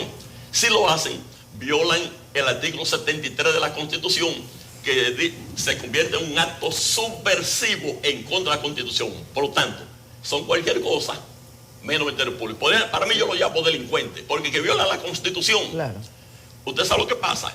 Puede ser perseguido de conformidad al artículo 114 del Código Penal y otras legislaciones que existen. Por lo tanto, Ministerio Público, sea quien sea que esté en el cargo, tiene que respetar la independencia del organismo y no le puede trazar ni bajar línea a ninguno, porque cada fiscalizador en la frontera o cada procurador fiscal ejerce sus funciones, pero lamentablemente lo tienen como la cenicienta, no le entregan el dinero. Queremos independencia. Hago un llamado para que en este presupuesto complementario le entreguen lo que dice la ley, El Tribunal Constitucional dice que es obligatorio, que hay que entregarle el presupuesto al Ministerio Público, lo que le corresponde, y que no se puede desconocer. Entonces, si le entregan el dinero, puede haber planes de pensión, porque un juez de paz tiene el seguro platino para ellos, su esposa, sus hijos, su suegra, sus padres, pero miembros del Ministerio Público no tienen seguridad social ni nada, salen con una mano atrás y otra adelante, en la indigencia pura. Y en atención, brevemente, en atención a lo que planteaba usted sobre lo que la procuradora emitía, de que no se hicieran públicos los nombres de los fiscales investigados. Con la inspectoría, sí. Es un asunto de respeto a la dignidad del ser humano. Lo establece la Constitución de la República. Si a nosotros se nos exige y se nos pide no poner en contexto, en público, a personas investigadas, ¿por qué hay que poner a un fiscal investigado? Yo le hacía la pregunta a la magistrada y se lo hacía delante del director de inspectoría y de la directora de carrera. Usted viene del sistema de justicia. ¿Qué juez usted ve en los medios que está siendo investigado por inspectoría del Poder Judicial? ¿Y cuántos jueces no hay investigado? Cientos. Lo sabemos, hay cientos.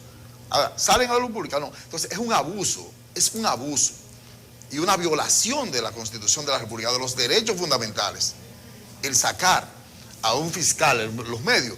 Yo recuerdo una fiscalizadora de Santo Domingo Este, de un caso con un bandido, le mató a la esposa, y dos parientes más, de un tema de violencia de género. Pero es que el fiscal no es guachimán, no es guachimán de víctima. El fiscal hace todos los procedimientos que corresponden, y ella lo hizo, y así lo atestiguaron sus superiores inmediatos, y aún así la querían sacrificar, y le cedieron hasta la cédula física a algunos medios de prensa favoritos, para que trillaran a esa magistrada. Y eso es absurdo. Primero es contraproducente porque, como decía nuestro querido magistrado Madera, cualquier acto de uno solo revierte sobre todos. Entonces, al final, ¿qué tienen que hacer? Reponerla otra vez, verificaron que no había tales circunstancias agravantes. Pero ya le han dañado la imagen. Pero ya le habían dañado la imagen. Y esa es la parte, y la magistrada puso mucha atención sobre eso. Y la asociación ha sido coherente y firme respecto a pedir que eso no sea así. Y cuidado, porque no estamos diciendo que no se investigue. Al contrario, aquí el que hizo sus actuaciones indecorosas va a tener también a la asociación en un camino de valoración y análisis. Y le podemos brindar asistencia, pero como miembro podemos brindar asistencia jurídica o moral o psicológica si la necesita, pero jamás vamos a apañar actuaciones negativas. Gracias, Francisco. Felicidades por el aniversario, que sigan trabajando en favor de la imagen, la integridad y la preparación de los fiscales, que a pesar de que la mayoría son buenos, hay mucho travieso también ahí. Gracias al magistrado Madera también, que ha tenido la cortesía de acompañar a su compañero y su amigo Francisco, porque déjenme decirle que el magistrado Madera fue Ministerio Público también. Asesor. Ahí todavía es. Ahí fue donde yo lo conocí. Y asesor de la Coordinación General de Fiscalía. Y asesor de la Escuela Nacional del Ministerio Público. Yo soy de carrera. Exactamente. Me reintegré de nuevo al Ministerio Público. Cuando salió del TCE, muy bien. Estoy asignado a la escuela. Uno siempre vuelve a donde fue feliz, dicen. Ahí es que a usted le toca. Gracias a ambos. Vamos a la pausa. Buenas, queridos amigos. Bienvenidos a Tecnotips en Despierta con CDN. Y hoy tenemos una entrevista que sé que le va a agradar a todos ustedes. Vamos a conversar con Laura Peña Fernández, gerente comercial Caribe de TSL. Y vamos a hablar de una serie nueva que nos traen acá al país, que a mí particularmente me ha encantado por las características de estos dispositivos. Pero antes, quiero que ella nos salude, se presente y nos diga qué es TCL y qué nos trae a todos nosotros por acá. Laura, un placer. Muchas gracias, Juan, por recibirnos en la mañana de hoy. Pues te cuento que estamos muy felices porque, como bien dices, estamos lanzando en el mercado dominicano nuestra serie TCL 30. Como bien saben, TCL es una compañía de más de 40 años con fama y con calidad mundial, porque no solamente somos desde hace un año fabricantes de teléfonos, pero somos el fabricante número 2 del mundo de pantallas de televisores. ¿Y quién no conoce un televisor TCL y la calidad y el precio que tiene? Pues hemos traído toda esa tecnología que tenemos dentro de casa, las pantallas grandes, y la hemos llevado pues a una propuesta de valor para interconectar a nuestros usuarios. Ok, ahora que tú mencionas esa parte de interconexión, tú estás hablando de un ecosistema cuando mencionas interconexión. Entonces tú me quieres decir que estos dispositivos, que para ustedes un año en tecnología es muchísimo, y me ha gustado la configuración que traen estos dispositivos, tú quieres decir que yo puedo controlar mi televisor TCL con el celular, puedo configurar cualquier otro dispositivo a través del mismo celular. ¿Eso es lo que tú me estás diciendo? Así es, todos nuestros dispositivos crean un ecosistema para traerle a ese usuario final una experiencia sumamente inmersible y pues diferente. Si tienes tu televisor, tu teléfono se puede parear perfectamente con tu teléfono, viceversa. Y si hablamos ya de tecnología 5G, pues tenemos ya 2 teléfonos en el mercado 5G, que con el tema de la interconexión, pues ahí logramos esa satisfacción total. Pues entonces, vamos a mostrarle a todos nuestros amigos esos dispositivos. Sí. ¿Cuál es el primero que quiere mostrarle? Y dame esa característica. Ahí te cuento. Este es nuestro teléfono de entrada, TCL 30 SE. Es un teléfono de 6.52 pulgadas con una pantalla HD+. Es un teléfono hermosísimo para aquellos que por primera vez o tienen un deseo aspiracional de tener tecnología a un precio bastante asequible. Tiene 3 cámaras, la primera es de 50 megapíxeles con inteligencia artificial y las otras 2 alternas, 2 y 2, y una para selfie de 8 megapíxeles. En términos de batería, tiene una batería de 5000 mAh, o sea que si el usuario es bastante demandante, pues tiene teléfono para rato. Es un teléfono con un procesador de 8 núcleos y es una propuesta bastante atractiva para aquellos que no conocen nuestra marca y quisieran abordarla y vivir la experiencia. Antes de introducirnos a la parte de costos, quiero que me hables de los otros 2 dispositivos que veo ahí que están muy bonitos. Claro que sí. Dime de esos. Y aquí rápidamente te los enseño. Esta es una belleza. Para mí este es uno de los teléfonos más lindos que nosotros tenemos en nuestro line-up. Si se fijan acá. Este es nuestro TCL 30 Plus y nuestro TCL 30 5G. Son teléfonos que ya tenemos pantallas AMOLED en el segmento medio, que como bien sabes y experto de tecnología, tener pantalla AMOLED en ese segmento a un precio asequible es algo ya bastante interesante. Tiene una pantalla de 6.57 Full HD, cámaras igual de 50, 2 y 2, pero con una cámara frontal de 13 megapíxeles con inteligencia artificial igual. Batería de 5010 mAh para usuarios mucho más demandantes, que necesitan más conexión, más potencia. Y lo bueno de todo es que traen nuestros teléfonos en las cajas. Eso te iba a decir. Mira, aparte de todo lo que ha dicho, esa es una de las cosas que más me gusta de estos dispositivos que ustedes están presentando. Que, por ejemplo, en el área de tecnología es difícil ya conseguir ciertos accesorios de los dispositivos y más cuando son nuevos. Dígase, el cobertor, un cargador, los audífonos. Ese es uno de los inconvenientes mayores porque uno, ya que hace una inversión, debe de seguir haciendo otra inversión para poder completar su dispositivo. Y me gustó esto de la propuesta que ustedes tienen del aparato. Aparte de que viene el aparato bien protegido, lindísimo, ahí usted abre, está todo el paperwork acá adentro, el desplazador de la bandejita del SIM, que a cada rato tenemos que decir, oye, préstame un arete, o búscame un clip por ahí, un pincho. No, un pincho no cabe ahí, un alfiler. Tratar de buscar esto, viene ahí. Consejo, no lo pongan en el llavero, porque cuando se lo meten en los bolsillos se pinchan, ya me ha pasado muchísimo. Está el cover, un cover TPU transparente, para que la belleza del dispositivo se deje visible. Viene con su cargador y aparte del cargador veo que está con los audífonos acá. Y una cosa, aparte de todo esto de la tecnología, cumple con los estándares de la regulación internacional de la Unión Europea, que la conexión obligatoria a partir del año ya próximo debe de ser USB tipo C. Todos estos dispositivos veo que tienen una conexión de USB tipo C que le permiten una carga rápida. Las fotografías me encantó. Señores, hasta la lámina protectora de la pantalla trae la caja. Ahora bien, quiero que me digas algo. Los precios, los costes de estos dispositivos en el mercado actual, porque uno de los problemas mayores es que cuando vemos un dispositivo que tiene una cámara, por ejemplo, de 50 megapíxeles con una pantalla de 6.7, son súper caros. ¿Qué tú me dices de eso? Pues mira, uno de nuestros lemas siempre ha sido democratizar la tecnología y extraer la tecnología justamente hacia la mano del consumidor, pero con precios bastante asequibles.